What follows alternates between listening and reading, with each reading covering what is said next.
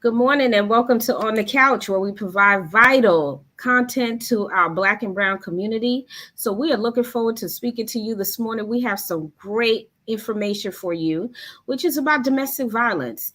And don't forget, it's also Breast Cancer Awareness Month as well. So, I hope you all are going out and getting your mammograms and getting checked and supporting those who might be going through the fight. So, continue to do that and remember to take care of yourself. So, a part of taking care of yourself is to also see what is going on in our relationships when they are unhealthy. We have a special guest this morning by the name of Ericka Nelson, and she'll be joining us shortly. But before we visit with her and talk to her on the couch, I'm going to bring in Miss Rajanta. Good morning. Good morning. How are How you? are you? I'm wonderful. It's been a while, I am. but we're here. Yes, exactly. The weather is changing. I'm not a winter person. I think a lot of people, I don't know, they may join me in that feeling of not being a winter person at all. But woo wee, it's been a lot going on out in this world, in a sense.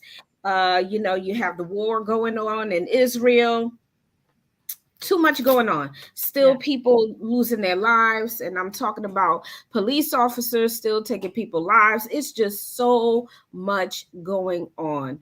I'm hoping that everyone start looking at what we can do to take care of ourselves, and be mindful of what is going on and still living a good life and self-care and taking care of yourself, because things like this that are going on, it can do something to you mentally, hearing these things constantly, just going on, and it just seem like nothing is getting better. So, what do you think about what's happening lately? Nothing is getting better as far as the violence that's going on in the current state in the world. From Ukraine to Israel, even the violence that's going on in our own community is still something. I know right now they have like an investigation going on in the city of Trenton, because of police Mm, brutality. So that's something that's kind of come up. That's something that has been shed light on as of recent. I actually saw it on the news the other day. So I mean, the violence hasn't stopped. It continues to be an ongoing factor, but we got to think: is it mental health? Is it addiction? Like what actually plays into that? Which is why this topic is great: domestic violence, domestic abuse. mhm. There's many different forms Exactly. of abuse. Exactly. Because domestic violence, getting to this point where you notice we're having a lot of awarenesses about everything. And because we're talking about domestic violence today, we can really hone in on that and what that looks like for those that are experiencing it, because it's sometimes you don't even know you're going through violence. You thinking this person loves me, and they'll never harm me, but yet they're psychologically trying to harm you. Their behavior is subtle, very subtle. It's not one of those where it's outright, just attacking you. Those people that are like that love power, has a way to manipulate the person that they're in the relationship with. Absolutely. Now, granted, there are some that's just very direct and you can see the signs. But Mhm. maybe my question for those that are in it, and when they see the signs, what compels them to not walk away? So, those are the things we'll be able to talk to Ericka about too, because I'm just curious as well. But I have a background also in domestic violence. I work with a lot of victims, and it's very hard to see. It really is, because you just wonder how and why do you stay there. A lot Yeah. of it is financial. Absolutely. Absolutely. Even just the emotional impact that it has, emotional abuse. It kind of tears at your self-esteem, just making you think that nobody else is going to want you. So you kind of stay in this relationship. You think about your family, trying to keep your family together, trying to keep your family, Yes. not want to be a statistic, or you think, okay, Big Mama dealt with this and they were together 70 years, so I'm going to sit in this because this is what we're supposed to do. So Yes. sometimes we don't get the support from others, when we're in Right. situations, support to kind of move on. Exactly. So moving on, that's the thing. And then as you mentioned too, sometimes these behaviors or tolerate it because it could be generational as well, that you Absolutely. stay in the marriage because you have the children and you don't walk away, and those different things that you carry on your shoulders while you're in a very tough relationship. And these relationships are very, very scary. Mm-hmm. And it's just, it can be overwhelming for a person, And what we don't realize, it affects the children. it It's all does. affect the children. We try to hide things from our children, so we Yes. try to do the right thing by staying. But in all actuality, it Yes, affects the children because some of these behaviors are learned. exactly. Exactly. So the children is, what everyone have to consider too. What is, our children.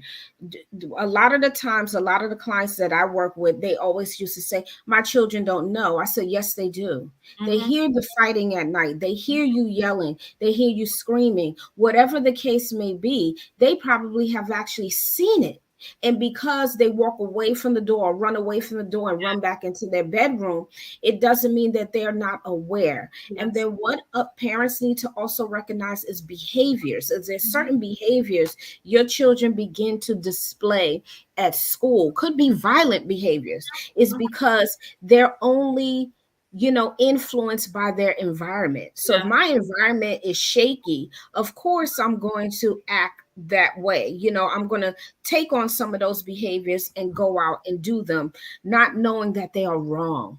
Absolutely. you Absolutely. know No, absolutely. And I think about the anxiety that might come up for these children, or even the people who are experiencing it. So I've never worked with the actual victims. I've actually worked with the abusers. Working in the criminal justice system oh, for most of my okay. career.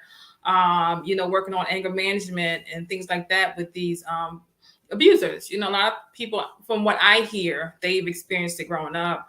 They may have Mhm. grown up and this is not, really, you know, siding with them in their actions because it's not acceptable on any level. But just them growing up in maybe toxic or abusive environments, them possibly being bullied growing up, Yes. them not having the proper tools to handle and manage their intense emotions such as anger and depression and grief. So they lash out because Mhm. of the only skills that they've learned, coming up. Exactly. The skills that they have learned. You know, to our listeners too, don't forget to drop your comments and your questions, as our guests come on, because you have the opportunity to ask her or us some questions about domestic violence.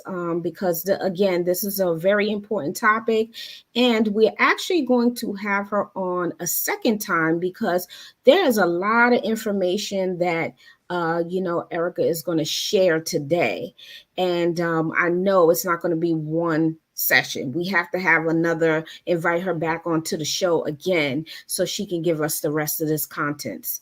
So speaking of that, so we're going to bring Ericka in. We're going to get a little bit about her background, and then we're going to go right into our discussion on the couch, about domestic violence.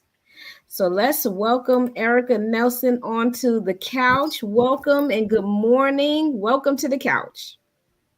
Hey, Erica. Good Good morning. Morning. Good. You And look thank cute. you for coming on. Thank Thank you. I love you. that t-shirt. I know I like her t-shirt also. I might have to invest in one of those t-shirts myself because I really like it. Very nice. So, Ericka, give us a little bit about you, who you are, and how you became a domestic violence really volunteer. So, tell us a little bit about that.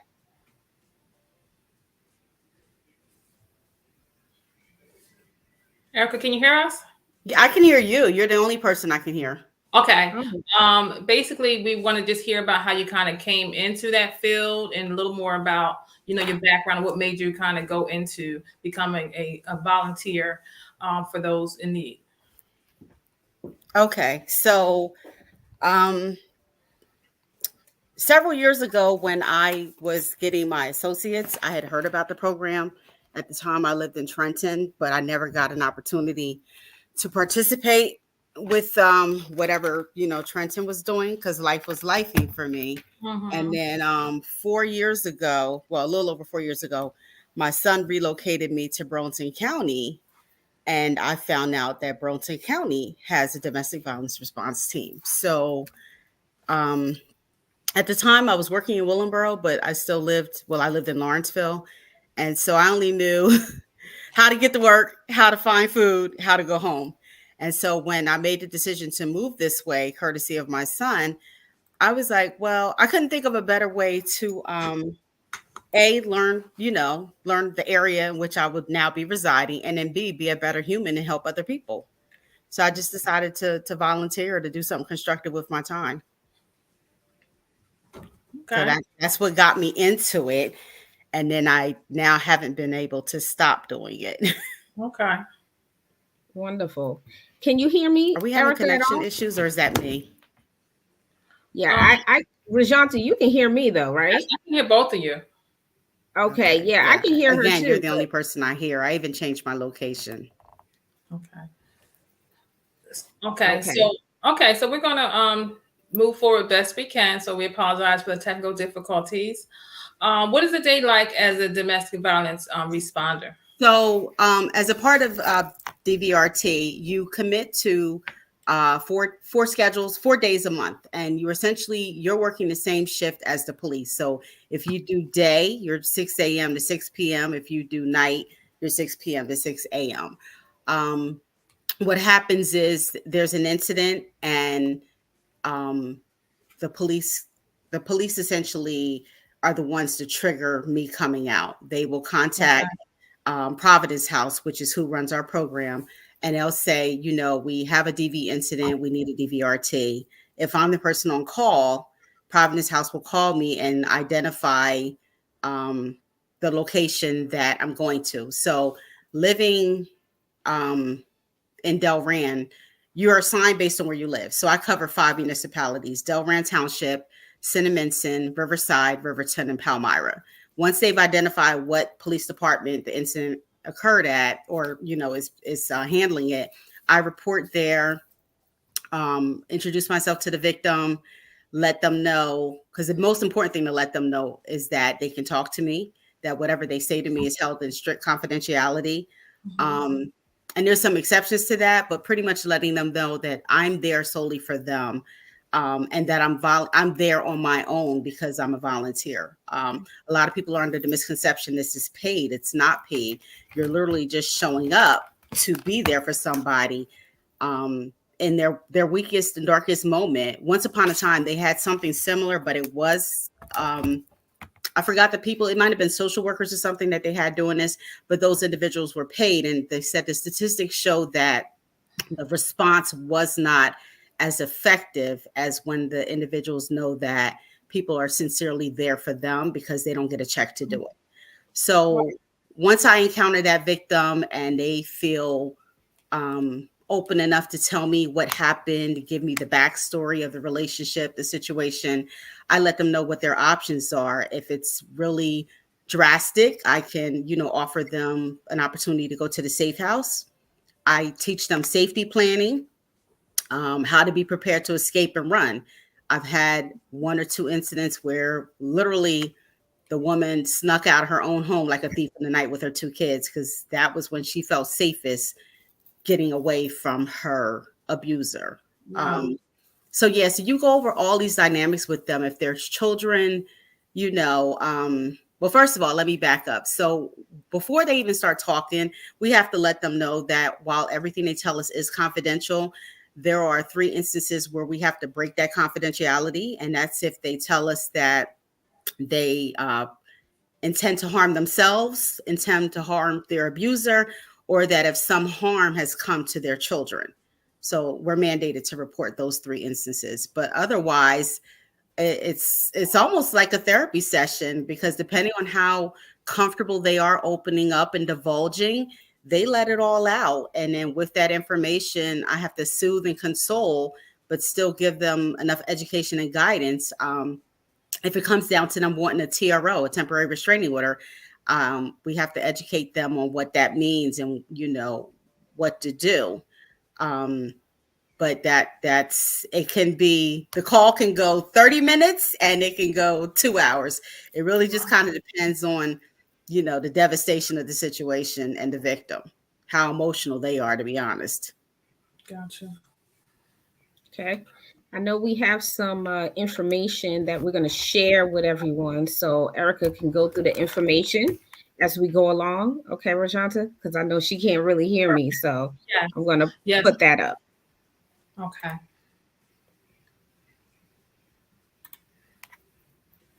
And thanks so much again, Ericka, for coming. We really appreciate you being here, shedding light on this. Can you see the screen that Yes, that I'm yes, going I to can share? see the screen. Thank you. Okay.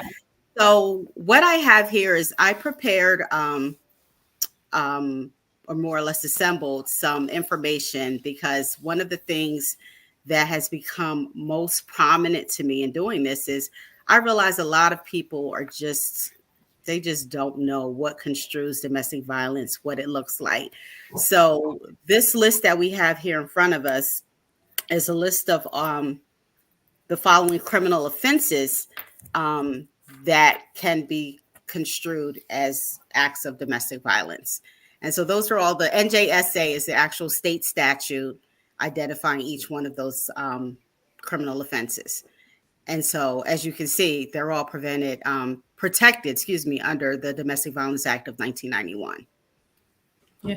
What do you think when people come to you? Like, why do you think they? How many times does it take? 'Cause I know sometimes it's a cycle. How many times Well, do victims kind of go back? statistically, as I've been taught, statistically, it takes the average woman 7 attempts. It doesn't say over what span of time, but it takes the average woman 7 attempts before she can walk away clean and or run away clean and free from her attacker. And women stay. Once upon a time, I will definitely admit I was one of those people that had that level of ignorance. Why don't she just leave him? You know the things that we say and do when we're on the outside looking in. Yeah. And then when you get into this field, you learn that a lot of these women are stuck, whether it's because of children, the financial impact, because the abuser might be the breadwinner. And we're going to talk more about that, how financial abuse plays into domestic violence. A lot of my victims personally that I've encountered, they're actually not necessarily immigrants to the US, but they could just be new to New Jersey. So they have no support system, no resources, or they have allowed their abuser to alienate them for so long from their loved ones that they actually feel like they can't go back because they turned their back on everyone and they feel like everyone has basically written them off. So yeah, it takes an average of 7 attempts before they can walk away and leave their abuser without, going back home. Wow.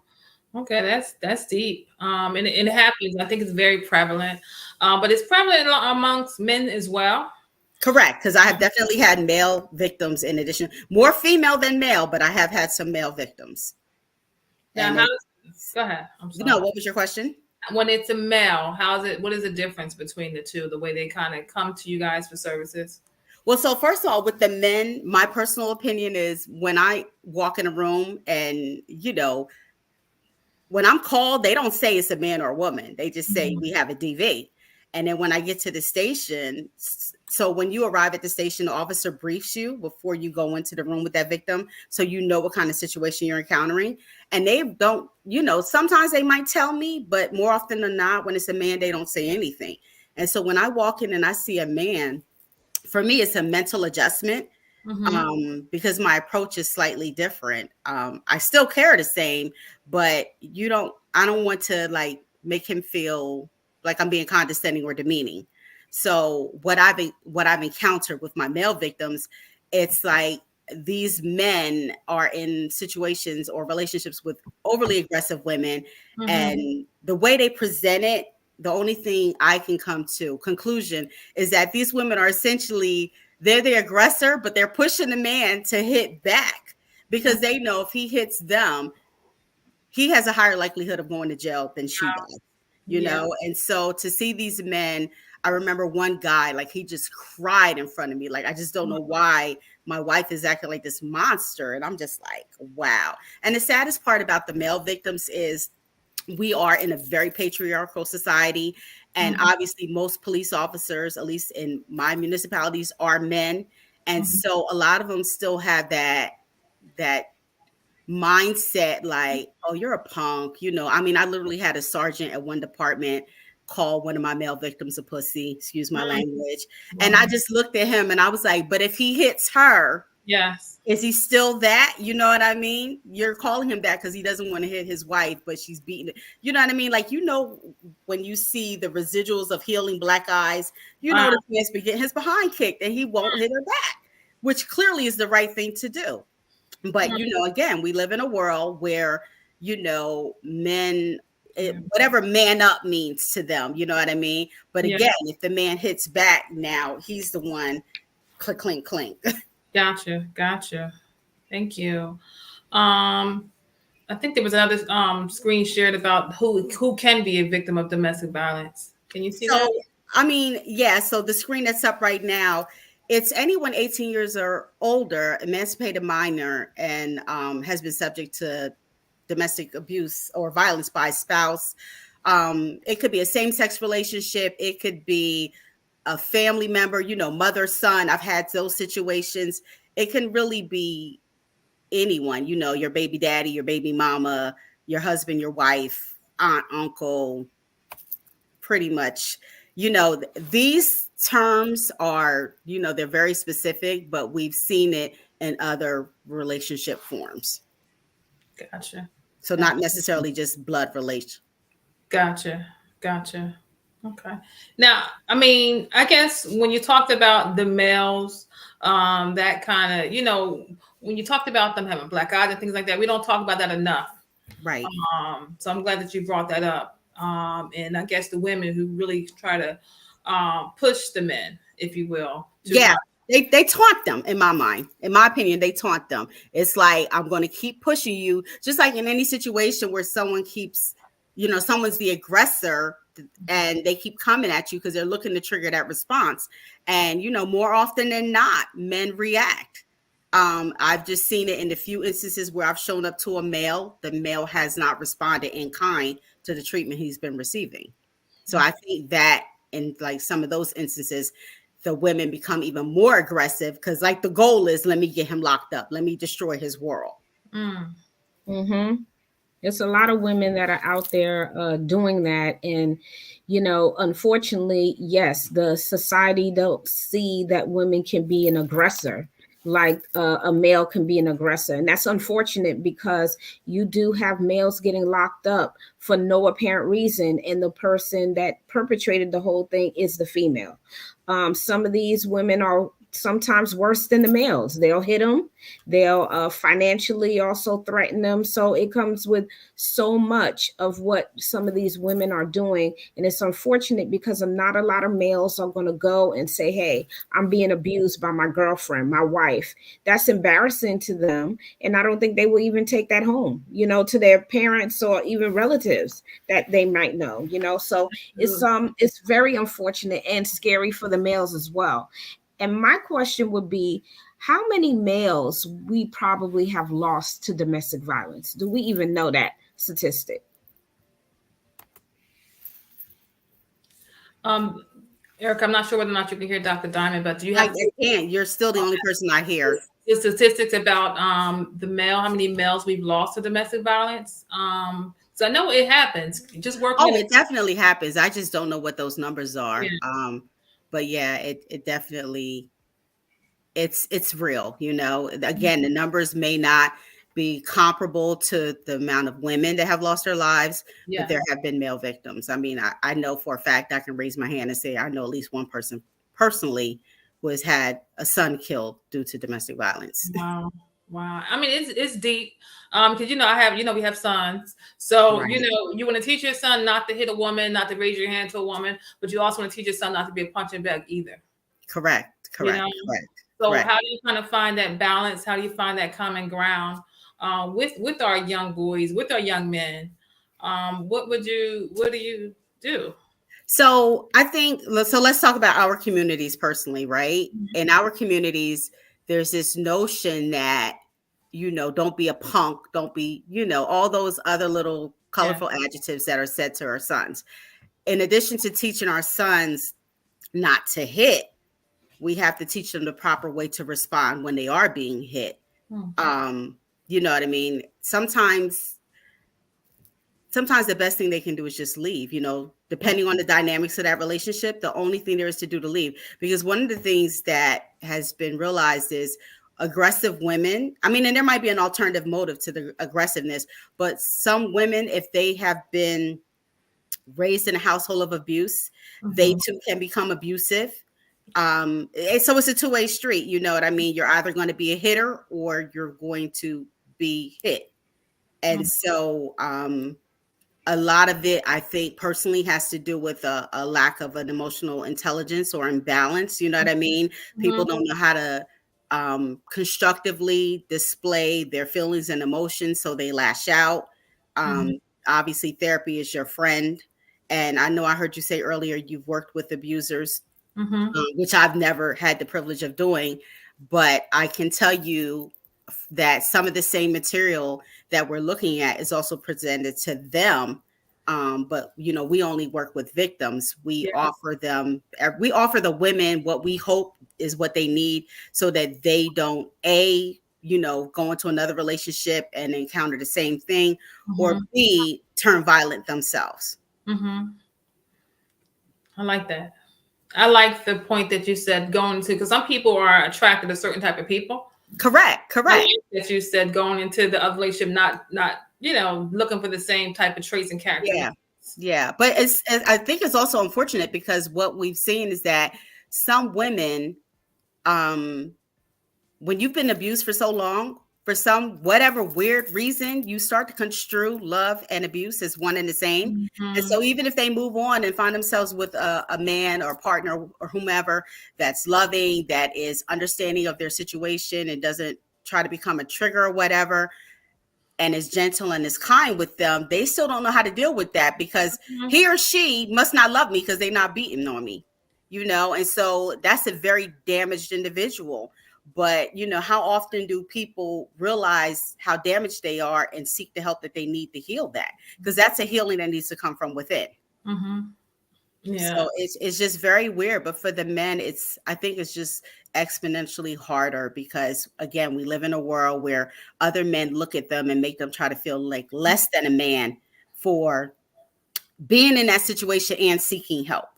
You know what I mean? Like, how you let your woman beat on you, you know the stuff that's said, you know what I mean? So for them, it's harder, and then they don't know where to turn. And it's not like when the resources are promoted, they single out men to give men that comfort zone to come. Yes. Yeah. And typically we only look at women, And I think that goes the same for the sexual abuse as well. Correct. How that is only only women can be sexually abused, only women can be molested, but in actuality, men can be too, right? And a lot, once the whole scandal with the Boy Scouts came out, once the whole thing came out, but the church, yes, yes, and we were like shocked, like what, when it was probably happening all this time, but we didn't know because of the stigma associated with men coming out and talking about it. Correct. Wow, that's deep. That's deep. Yeah. So what do you think if someone wants to kind of become an advocate, what type of training did you have to take to kind of be able to provide these services? So this was 40 hours of certified training, hands-on. We had various people from the prosecutor's office to other agencies and resources that had to come in and talk to us. There was a lot of role playing, because they really want to make sure that you're the type of person, you have a listening ear, you're empathetic, you're sympathetic, you know how to interact with someone in that state, because the thing is, I guess reading body language, I would say, is a good part of it, because if you walk into a room and you don't know what level of abuse this individual has been dealing with, and you're naturally like aggressive, you could trigger that person. So we did a lot of role playing to make sure that we knew how to deal with people with whatever the respective situation is that we were encountering. Sometimes it's complex in that me as the responder, I'm trying to keep that professional face on, but then I'm listening to this horror story, and internally I'm like, don't cry, don't cry, don't cry. You can't Mhm. cry, because you're just like, my God, like how much pain can one human being be dealing with? So that makes it really difficult. But yeah, they put you through a lot of training and give you a lot of materials. There's some written testing. Nothing that, like, I wouldn't say any heavy weight, but if you paid attention to the material, if you read the material, the test isn't something you can't pass. You do have to go through a background check. They want to make sure, obviously, you are not an abuser trying to be a Mhm. responder. We So can't if you do have that. Not the ops. yeah. So if you have a DV background on your jacket, like I literally had to go to the police department, be fingerprinted and all of that. Mhm. You meet with the like the person who oversees our program, and each police department, at least within Burlington County, each police department has what's called a DVLO. So it's a domestic violence uh, oh my God, I just had a brain fart. But it's basically they're our liaison within the police department and the program. So they actually attend the same training that we do. So Wow. they know what we're being taught because they're also being taught the same thing. That is Yeah. that's amazing. And it's amazing, first off, what you do. Because I mean, to be able to do that, like, what do you do for like self-care? Because I know you probably hear all types of stories, and you kind of cry inside and just trying to be the strength for these victims that are coming in with these issues. What do Right. you do to kind of keep from carrying that load on you? So for me, I would say that in the beginning, it was easier to just like shake it off. This last year, I've had some of the worst cases I've had since I started doing this. And so what I have gotten into the practice of doing is, after a really bad case, depending on like how late in the night it is or whatever, I will reach out to my team leader and we will talk, and I'll decompress with her and let her know, what transpired. Um, Another option that we have is to call a hotline, because of course Providence House does have counselors and whatnot on staff, and which I've never done that, but I either talk to my team leader or I will talk to a close friend that knows what I'm doing, that I feel like has the capacity to help me process. Mhm. Or I just talk to my therapist about it when I go to therapy, just be Mhm. like, I had a really bad case and it just left me bothered for a few days. And she'll be like, well, what happened? Let's get that off your chest.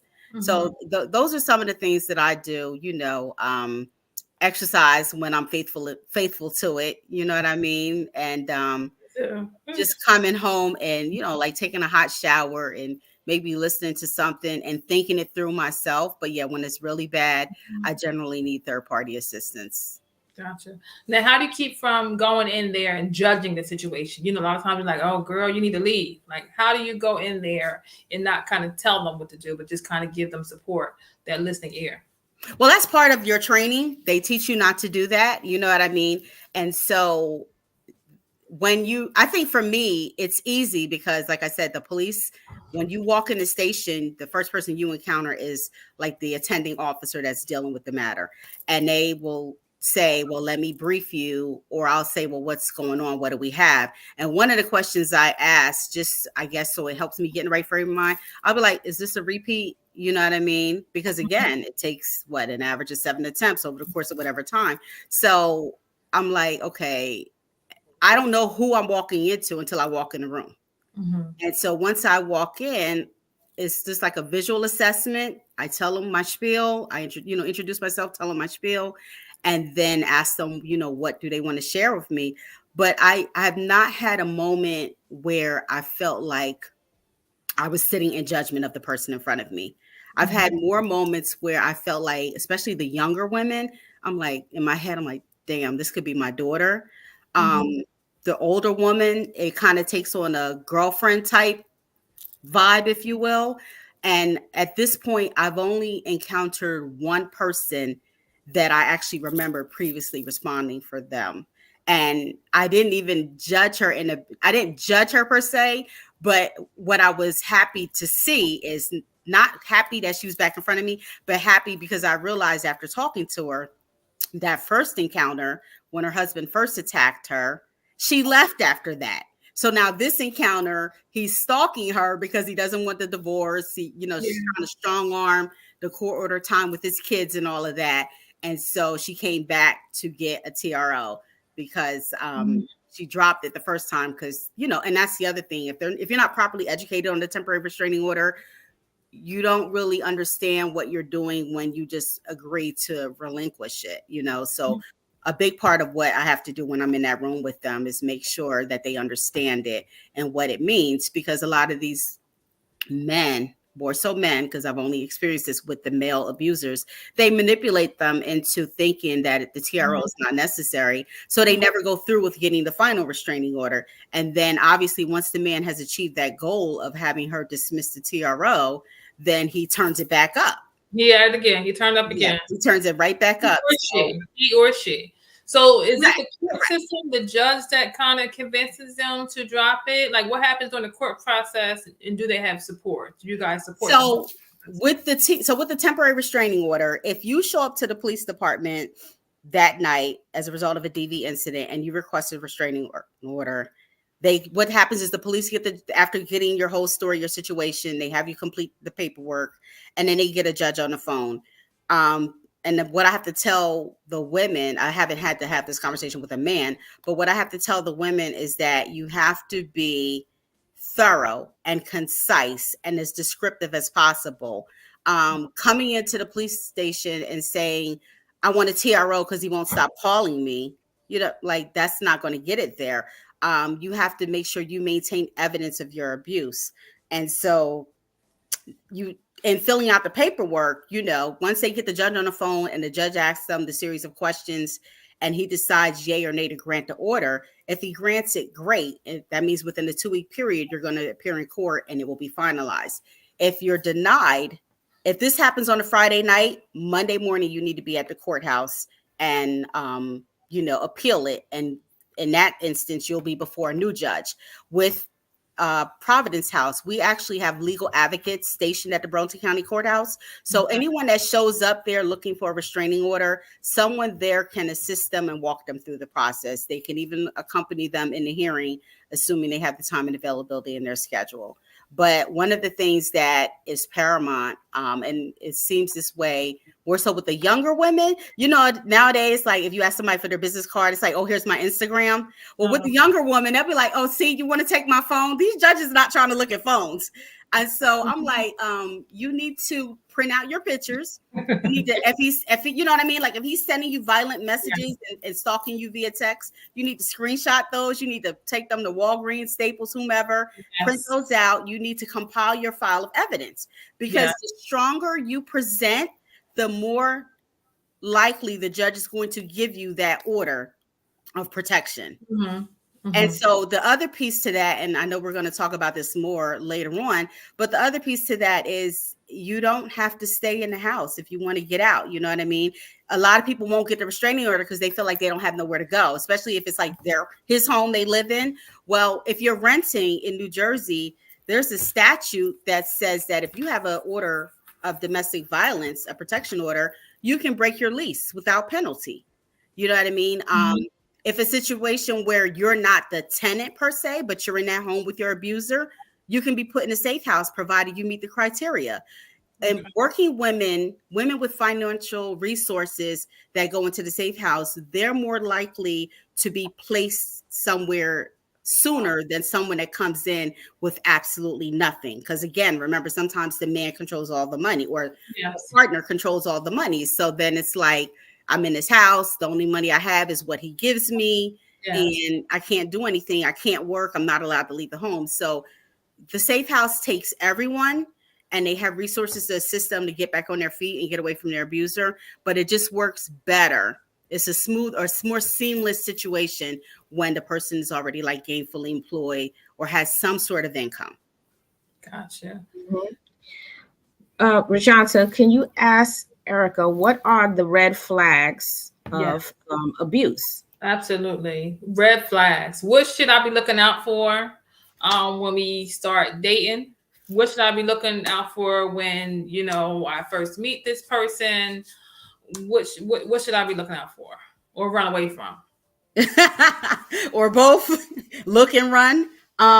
So you want to be mindful of people that are extremely jealous, and they isolate you almost immediately. the obsessive compulsive thing. You know what I mean? I love you so much, I can't let you go. Or they're very critical and manipulative and controlling who you are as a person. Oh, I don't want you to wear your hair like that. I don't want you to dress like that. You know, it's almost like you lose your identity to this person. You know what I mean? Even to me, if you raise your hand at me, I'm side-eyeing you like, what? You know what I mean? So it's just the little things, always angry.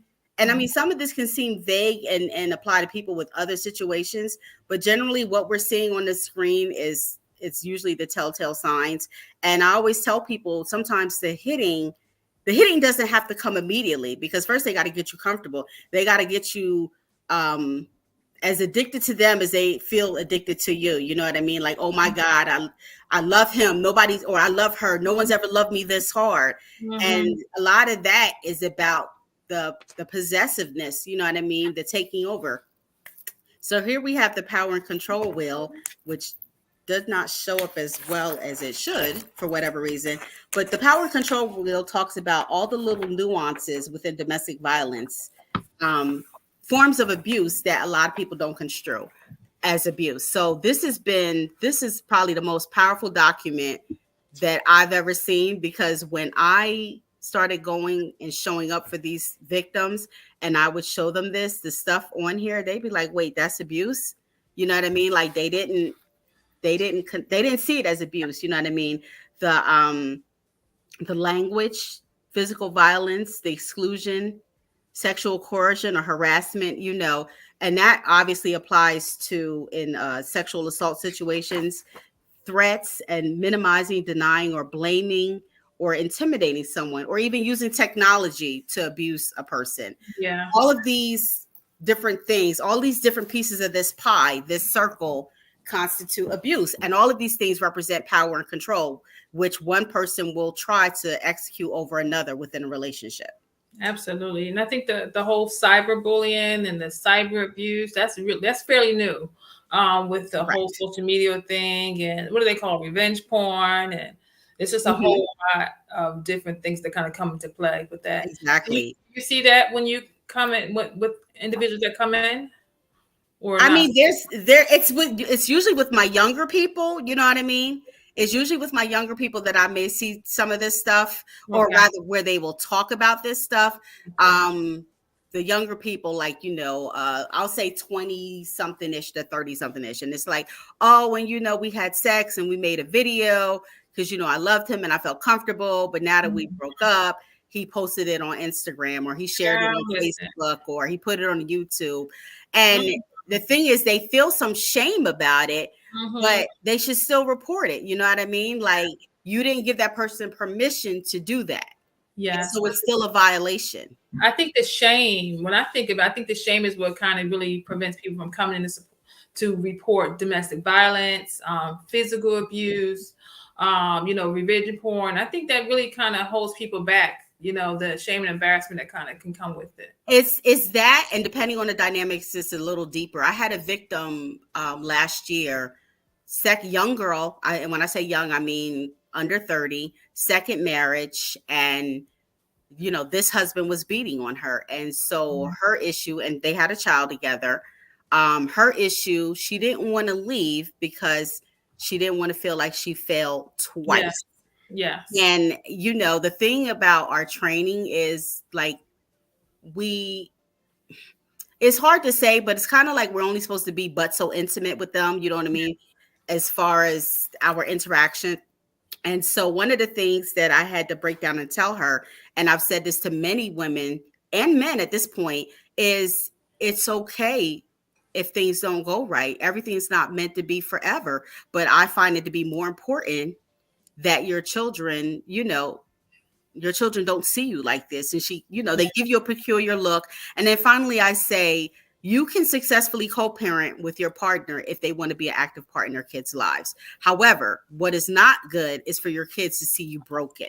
And it's something about that makes it click for them. And they're just like, wow. And I'm like, yeah, like, you know, marriages fail. It just happens sometimes. But what you don't do is tell yourself, you know, you're going to suffer through this because you don't want to You don't want to let down your family, your friends, Yeah. your church, whomever it is that you're holding in this high regard that you are devaluing your personal safety for. Isn't that something? How much, the opinions that people may have or stigma really holds us to a point where we are suffering. Pretty much. We suffer in silence. And, I think about, the old school big mama relationships of, grandparents who've been married for 70 years, 78 years, 80 years, Right. just because of, oh, well, we remain together and this is just what marriage is about, thick and thin, and just putting up with whatever. But see, that's part of the problem too, Rajanta, because there are some of these women that they have a big mama, an aunt, a mother even, that have dealt with this same situation, but they kept it hush hush because they couldn't let the public know about that. And they weren't going to leave their man. You know what I mean? Like when you think about Al Green and the hot grits and all that stuff, it's like you held on to all of that for what? Because now you're this damaged person. And then because you're still holding on to some shame, you can't even look at your granddaughter, your niece, or even your daughter and say, hey, I know what you're going through. I see the signs. Absolutely. You don't have to stay. Absolutely. Why? Why do you think that is? I don't. I wish I knew that answer. I probably would figure out the winning numbers to the lottery faster, but I don't know. And I think that, and I don't like to say this because it conflicts with me as far as my Christianity, but I feel like to some degree, religion has taken over a level of indoctrination. And so I feel like on the basis of what some of us have been taught via, religion, because I'm not going to say the Bible, because how many of us have actually read it page to page, but what some of us have been taught based on what, they believe to be quote unquote biblical, they stay. They stay. Yes. And then the imagery, especially like if you're somebody involved in the church, pastors beat their wives too now. You know what I mean? So if you're someone involved in the church and that image, I'm the first lady, or this, that, and the other. Again, all of these things that it's a cloak, and it cloaks, or they think it's cloaking the pain, but somebody sees that extra 52 layers of makeup on your face. You know what I mean? So you're not really hiding it. So again, I just tell women it's just better to have your children come from a broken home than have your children see you broken. And I've said that to at least one or two of my male victims where kids were involved. It's just not right, because the other side to it that they don't connect is you are now teaching your children to either be an abuser or be abused. Wow. So, which is probably how they learned it if they didn't just happen to get into a relationship and become a victim of it. Yeah. Wow. That's deep. I think the spirituality aspect that you just spoke about, well, the religious aspect, not the spirituality, because it's a different. Correct. The religious aspect of it. I don't think you talk about that too much just because of the stigma or society. So we're not going to watch that part underneath the rug. But, when you let your religion run you, sometimes. Correct. Or run you into a black eye, correct. Just because. Yeah, correct. Wow. Correct. What do we do with the teenagers who think it's okay to get beat up? They think it's cute because part of being in a relationship, because you hear the younger people like, oh, he loved me. This is fun. Or, I think they have a warped sense of seeing that what love is, thinking that love is abuse. So I wonder how we should handle those type of young people that are going through domestic violence and don't know it. Absolutely. For the young people, Ericka, what advice would you give them to the young people who think it's cute or say, oh, yeah, he gonna kill me. I got this one. He gonna kill me. He just knocked me upside my head. I came in this and I did this. It's like, we hear it, we see it. We see the scenarios play out. What do we tell our young people? I mean, so again, I introduced, and there's a couple versions of the power and control wheel that you guys have, but I talk to them about those things on that power and control wheel. And, I tell them, like, this is not love. You are misconstruing love. Punching you in your face or yoking you up or choking you it's not a form or a sign of love. And I just tell them that's not the way it's supposed to go. You know what I mean? Someone can be protective of you and love you, but they shouldn't be hurting you. And it's the running joke with my team leader and I, she started using it. the little mantra that I told him, I said, listen, love doesn't hurt unless you're giving birth. And I don't see you. You don't look pregnant to me. So, you know what I mean? I'm like, baby girl, I don't know who told you this, but that's not the way this works. It's not the way it works. And communication, I think. Yeah, a few times what I've noticed with my younger women is they don't really, and I don't know that it matters. I mean, not that it doesn't matter, but for some of them, what I've been learning more recently is like they don't have like a mom. They don't have a mom. They don't have an aunt. They don't have someone to turn to go to. And sadly, I realized that a lot of my younger people, they're just living their life via social media and reality TV. And I'm like, do you see this in your own household? Have you ever seen this? You know what I mean? Calling you a bitch, he doesn't love you. You know what I mean? Like, he doesn't love you. So there's just some treatment that I don't know who taught them that it was love, but it's almost like a relearning. They need to be retaught because whatever this trend is that they're running around with in society, these are the things that they're construing as love, and we all see it as adult grown women, like, oh, he didn't buy me a Louis bag, he doesn't love me. And, or even conversely, there are some of my victims that they may be well off because of the husband.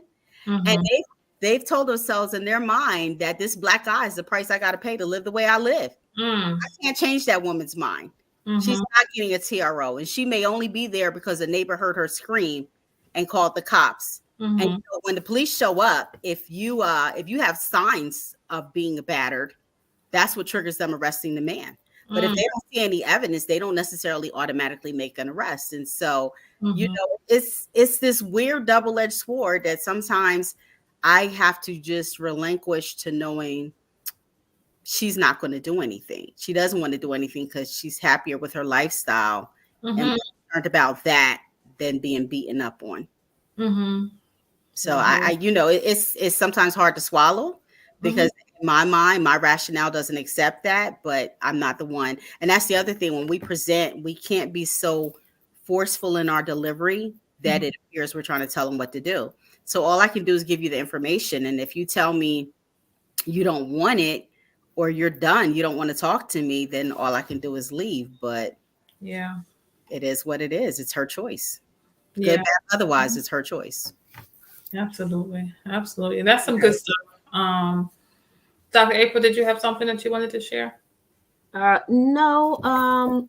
Well, of course, we know, again, this is Domestic Violence Awareness Month. And what the other thing I would like to know is when Ericka goes out and educate the community, do she see us, Black and Brown community, come out to these events to get the information that's vital for their survival if they are in a domestic violence situation or know someone who is in a domestic violence situation?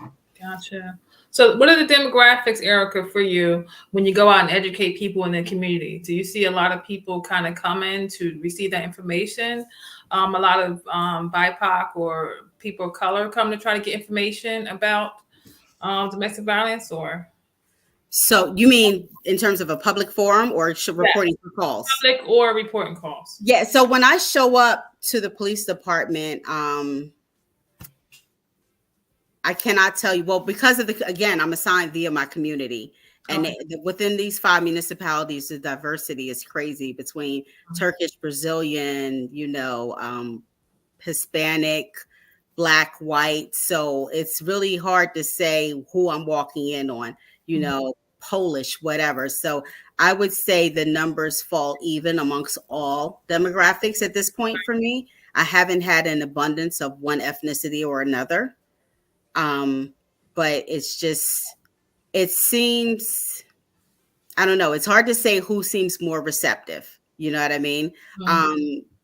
Again, with showing them the power and control with the older women, my own age group and up, it would be like, wow, it's almost like a light went off. Like, wait, that's abusive. It's like, yeah, that's abuse, son.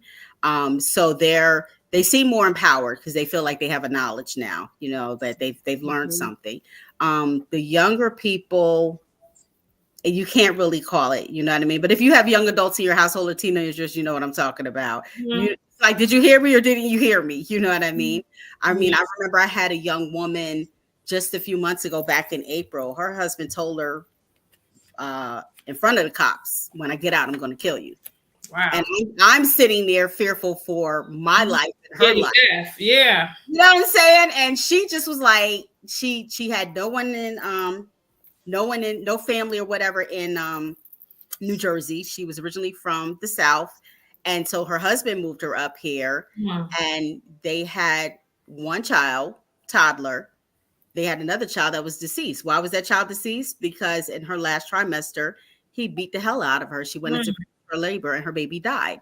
Wow. So even with all this having happened before I got in front of her, when I kept saying to her, you don't want to just go back to where you're from, where you have family and friends that love you and support you. And all she kept telling me, Rajanta, was she loved her job. She had a great job.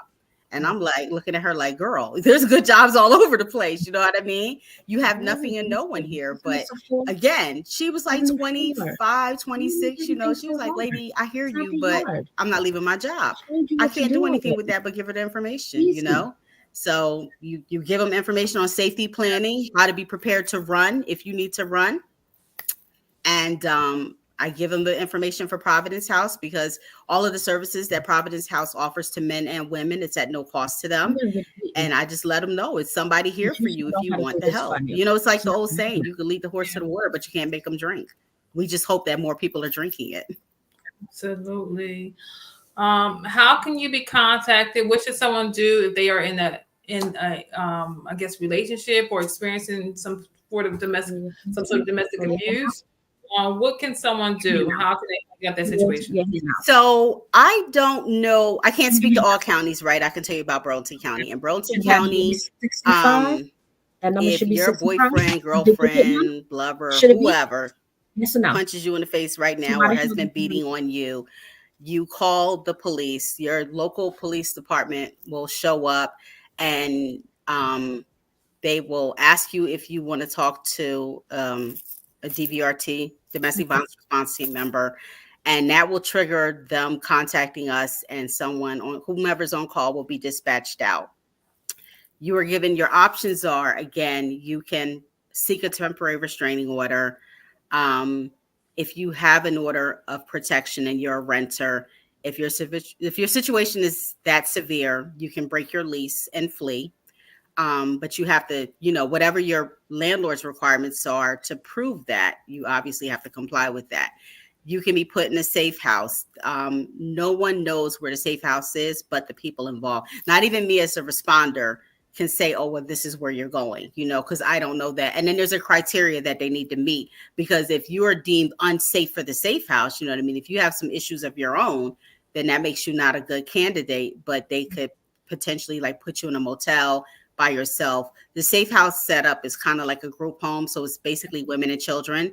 So you can take your children with you. Yeah, but your children stay with you. Absolutely. In the rare instances where we have a man that needs a safe house, he more than likely would end up in a motel. Gotcha. You know, because they don't, other than like, even when a woman comes in and she has like teenage age children, like she might have a teenage age son, they'll keep the mother and her smaller children in an area together. But like that individual will be like in another area of the home for the privacy and the safety of the other women and children in the home. Yes. But essentially every county in New Jersey has a nonprofit that deals with domestic violence. I don't know that they all operate like Burlington County does, but every county in New Jersey has some sort of resource. One can go to the New Jersey State Police's website. They actually have all of that information listed there. And I believe you guys have the National Domestic Violence Hotline number posted up. That's also a good number to call. So for me, unless I happen to encounter someone that I've previously seen before, they only have contact with me one time. There is a new program, though, that's been implemented within the last few months. If it's a situation where it's domestic violence and the person has been severely beaten or even sexually assaulted in the process, what happens now is they are taken actually to the emergency room, And that's a different level of assessment, because kind of similar to a rape case, there's an actual nurse that works specific DV cases, and she will come out, interview them, take photographs, because what all that is demonstrative evidence for a prosecutor to really prosecute the case against her abuser. Thank you. I appreciate you. I do. I just wanted to share the National Domestic Violence Hotline number is 800-799-7233. You can also text that number as well. There's also an official website, the National Domestic Violence Hotline, and it's 24/7. Yes, it is. Thank you, Rajanta, for that, because I was going to do the same thing, the national hotline. So those hotlines is out there. Also, if you feel that the hotline is something that you cannot get to, remember there are other therapists out there like myself and Rajanta. We are out there and we can help you and guide you to the national hotline, Providence House, or any other agencies that you need to go to for your protection, because it is a hard thing to do, is to adjust to the fact that someone took your identity from you and trying a way to get it back.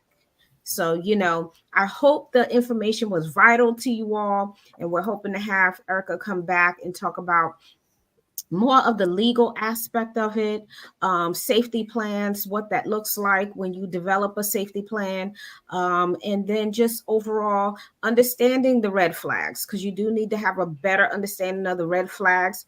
What does that look like? How does it creep up on you? What does psychological violence look like? So I would love for us to go more in depth with those aspects of domestic violence so people can have a better understanding. So that's really my takeaway for, the end of this show. So Rajanta, do you have anything? Yes, I just thank you so much for coming, Ericka. And, domestic violence, there's no face. Everybody's a face of domestic violence because it can happen to anyone.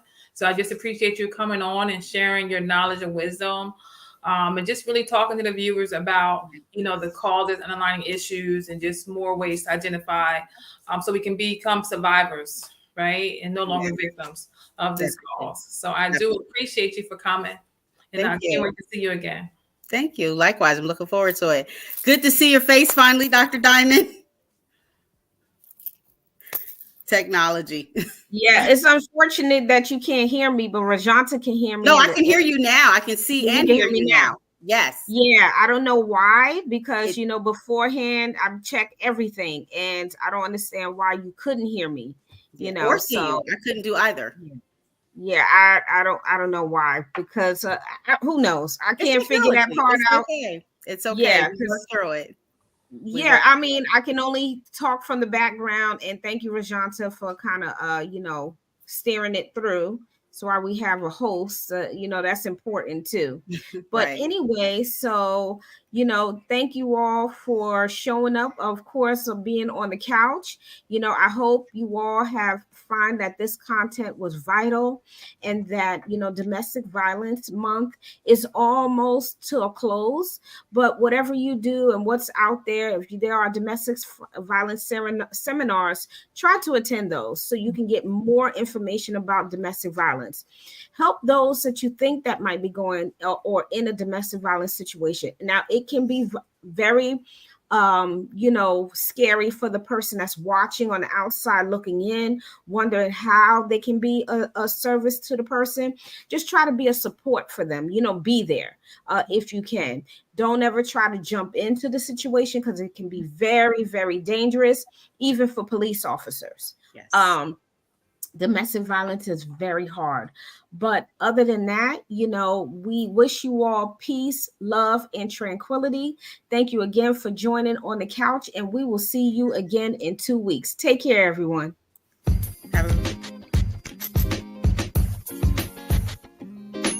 Thank you for joining on the couch this evening.